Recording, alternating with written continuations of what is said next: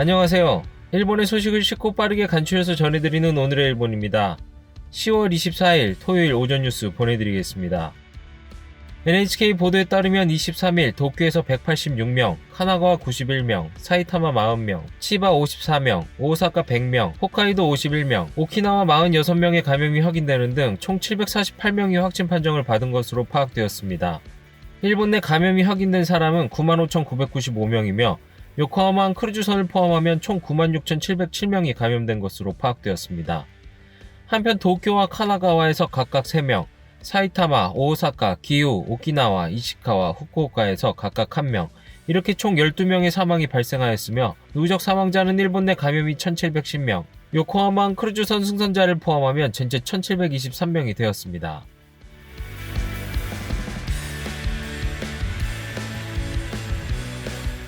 이날 도쿄에서는 186명의 신규 감염이 확인되었습니다.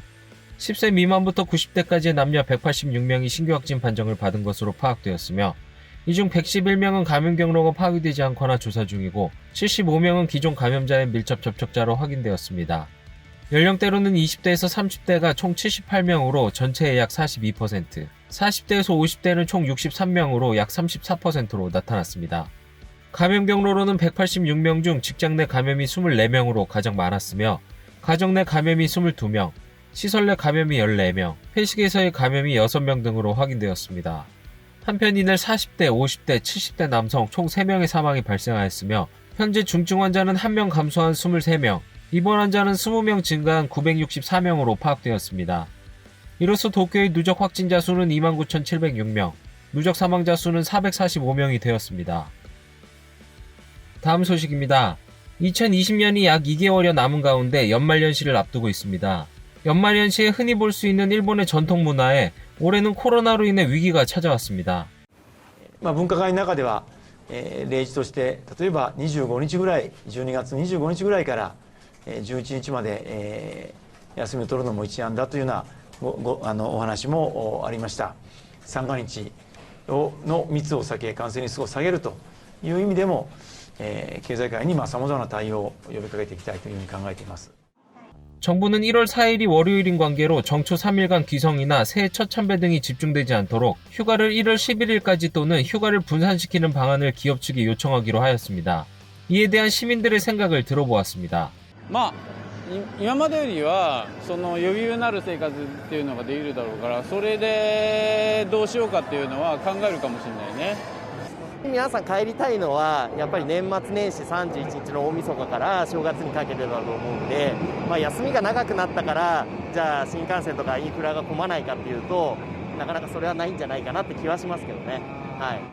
또한 연시의 첫 참배 모습도 바뀔 것 같습니다. 사이타마시에 위치한 무사시 이치노미야 히카와 신사에서는 새해 첫 참배에 매년 200만 명 이상의 참배객이 찾아옵니다. ここから500メーターぐらいまで長いと駅の方までずっと列ができて、3密の状態になってしまいますね。 1월 4일이 시무일이 된다면 첫 참배는 정초 3일간 집중될 가능성이 있어 이미 대책을 결정하였습니다. お正月はもうひしゃくもこの手水すら密になる可能性があるので、手水は大晦日から1月の15日ぐらいまで閉鎖をする予定です。ご祈願の受付はここで行います。ただ受付の列に並ぶので 소셜 디스턴스を取っていただいて並ぶという形です。 또한 2km에 걸쳐 빽빽히 들어서는 약 700개의 노점도 올해는 중지할 예정입니다. 神社を閉めてしまうのは簡単なんですけど、それをやると残さなくてはいけない文化、伝統文化みたいなのが全くなくなってしまいますので、それだとコロナに負けたことになってしまいますからね。それはせずにですね、コロナに対応しながら 新しい参拝の形みたいなのを模索していければいいと思います。 한편 이날 도쿄의 신규 감염자는 186명, 4일 연속 100명이 넘는 신규 감염자가 확인되었습니다. 이러한 가운데 이날 오후 2시부터 더 즐기자 도쿄의 예약이 시작되었습니다. 도쿄 도민이 도내를 관광할 때 숙박은 1박에 5,000엔, 당일은 2,500엔이 보조됩니다. 고투 트래블과 병용도 가능하여 여러 번 이용이 가능하지만 숙박은 한 번에 5박까지 적용됩니다. 도내 버스 투어인 하토버스에서는 전화 접수 개시 1분 후 15명의 대기가 발생하였고 사이트의 접속도 5배로 뛰었습니다. それで以上ですね。大変ありがたい、嬉しい状況ですね。はい。 심지어 오후 6시에는 모든 일정이 예약 종료되어 일정과 신상품의 추가를 검토 중에 있습니다. 다음 소식입니다. 일본 국제문제연구소가 23일 1950년대 제작된 미군 항공지도를 공개하며 한국 측이 독도를 불법으로 점령하고 있음을 재차 확인하였다는 억지를 부렸습니다. 23일자 산케이 신문 기사 내용 일부 소개해드리겠습니다. 일본 국제문제연구소는 23일 한국이 불법 점거하는 타케시마가 일본 땅이라고 분명히 썼다. 쇼와 28년과 29년 미국 정부 제작의 항공도 2매가 미국 국립공문서관에서 발견되었다고 발표했다. 샌프란시스코 강화조약 발효 직후에 타케시마를 일본 땅이라고 표시한 미국 정부의 항공도가 확인된 것은 처음이라고 한다. 전문가는 강화조약에서 타케시마의 일본의 보유를 확정했다며 일본의 주장을 보강하는 중요한 자료로 하고 있다. 그러나 이 조약의 내용에 대해 한국 정부는 독도는 울릉도에 딸린 섬으로 한국령으로 승인되었다. 한국의 3천여 섬의 한 예로 독도가 한국령으로 포함되지 않는다고 할 수 없다라고 주장하고 있다. 호나스기 교수는 두 장의 항공도는 강화조약 발효 이후 미국 정부의 지리적 인식이 반영된 것 같아 일본의 주장이 옳음을 증명하는 자료가 된다라고 말했다. 이러한 기사의 일본 댓글 반응 몇 개 살펴보겠습니다.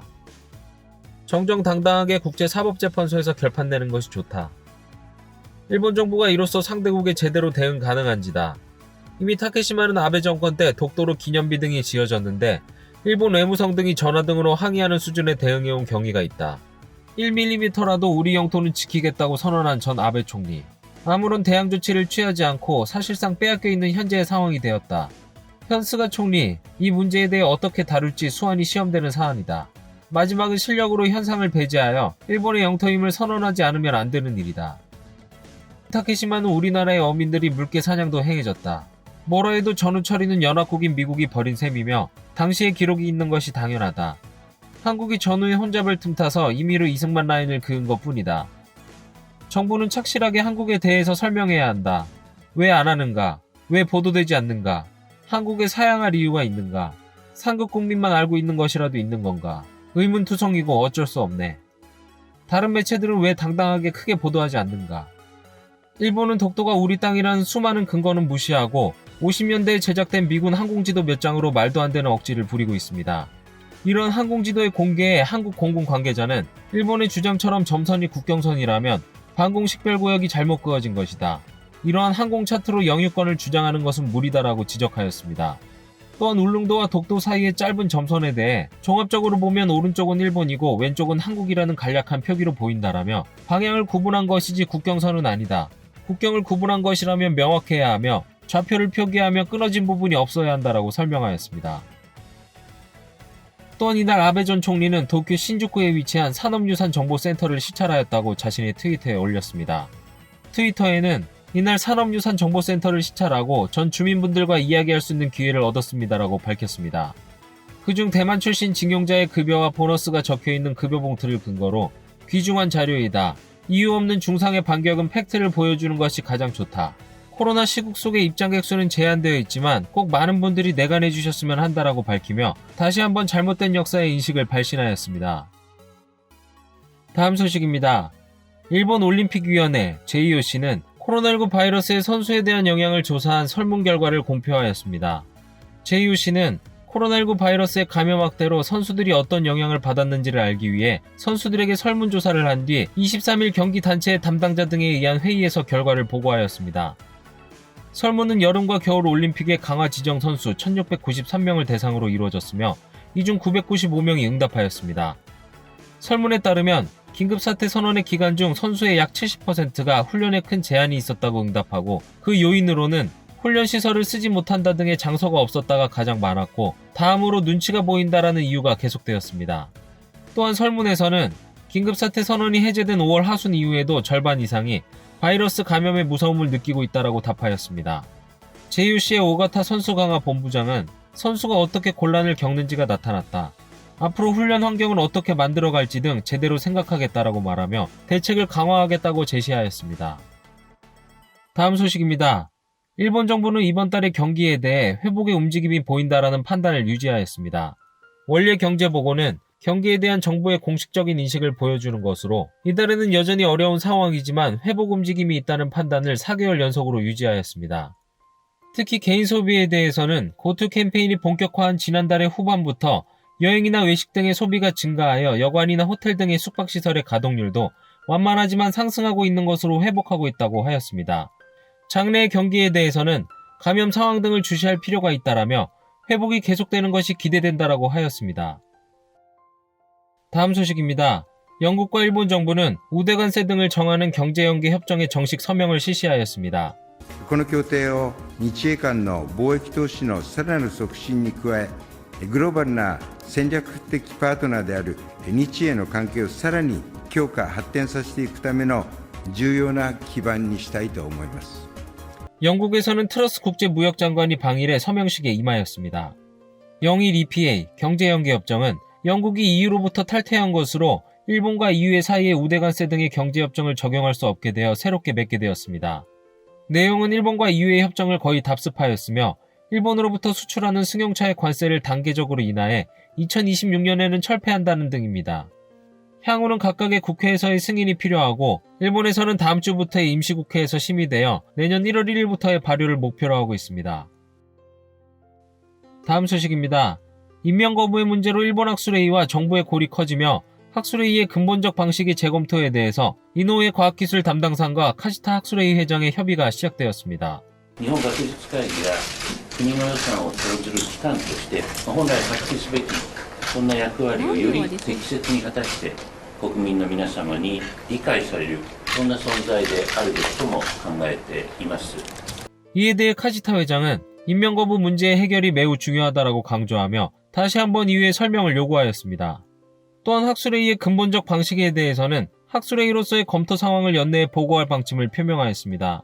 이 협의는 지난주 스가 총리와 카시타 회장이 회담하고 학술회의의 근본적 방식의 검토를 실시하는 것으로 합의하면서 이루어졌습니다. 다음 소식입니다. 문부과학성은 내년 가을경 일본인 우주비행사 모집을 실시한다고 발표하였습니다. 이는 2008년 이래 13년 만에 6번째 모집입니다. 今後大きく展開していく国際宇宙探査において日本人宇宙飛行士として貢献すべく我こそはと思う方の積極的な応募をお待ちしております。 문부과학성은 7월 미국이 진행하는 달 탐사 계획에 협력하는 것으로 나사와 합의하였습니다. 이로 인해 달 표면에서의 활동에 일본인 우주비행사가 관여될 전망이 나와 새롭게 일본인 우주비행사를 모집하기로 하였으며 모집 개시는 내년 가을쯤을 예정하고 있습니다. 일본인 우주비행사 모집은 지금까지 5회 실시되어 모리 마모루 씨나 노구치 소이치 씨 등 11명의 우주비행사가 되었습니다. 오늘의 일본 소식은 여기까지입니다. 오늘도 즐거운 하루 되시길 바라겠고요. 저는 또 새로운 소식으로 찾아뵙도록 하겠습니다. 시청해주셔서 감사합니다. 이그저튜브였습니다.